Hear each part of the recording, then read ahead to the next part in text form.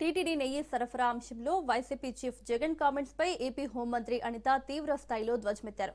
అసలు సమస్య అయిన కల్తీని పక్కన పెట్టి సంబంధం లేని హెరిటేజ్ సంస్థపై జగన్ బురద చల్లే ప్రయత్నం చేస్తున్నారని ఆమె మండిపడ్డారు. జగన్ ఆరోపిస్తున్నట్లుగా హెరిటేజ్ కు ఇందాపూర్ కంపెనీకి ఎలాంటి యాజమాన్య సంబంధం లేదని స్పష్టం చేశారు.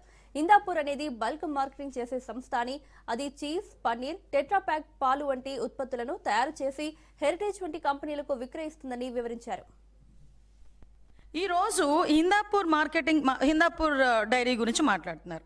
ఇక్కడ రెండు వాళ్ళు ఏం మాట్లాడతారు, హెరిటేజ్ యూనిట్ అంటున్నారు అనమాట. యాక్చువల్గా ఒకసారి బుర్రున్నవాడు ఎవరికైనా ఏది పెద్ద కంపెనీ ఏది చిన్న కంపెనీ, పెద్ద కంపెనీకి ఒక యూనిట్ కంపెనీ అవుతుంది చిన్న కంపెనీ, అంతేకాని చిన్న కంపెనీకి యూనిట్ కంపెనీ పెద్ద కంపెనీ అవ్వదు.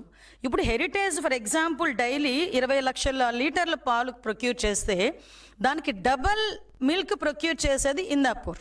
అంటే 40 లక్షలు డైలీ లీటర్లు ప్రొక్యూర్ చేసేది. అటువంటిప్పుడు హెరిటేజ్ యూనిట్ ఎలా అవుతుంది ఇందాపూర్? ఒక్కసారి ఆలోచించండి. హెరిటేజ్ యూనిట్ అని మాట్లాడతావు. ఇంకొకటి, యాక్చువల్గా ఇందాపూర్ అన్నది ఈ కన్స్యూమర్ మార్కెటింగ్ చేయదు, సాధారణంగా బల్క్ మార్కెటింగ్ చేస్తుంది. దట్టు ఏంటంటే ప్రొడక్షన్ ఎక్కువ. అది ప్రొడక్షన్ చేసి కంపెనీస్కి ఇస్తే కంపెనీస్ వాళ్ళు కన్స్యూమర్ మార్కెటింగ్ చేసుకుంటారు. ఫర్ ఎగ్జాంపుల్ వీళ్ళు ఏం చేస్తారంటే లేబులింగ్ అంటే ప్రొడక్షన్ వాళ్ళు చేస్తారు.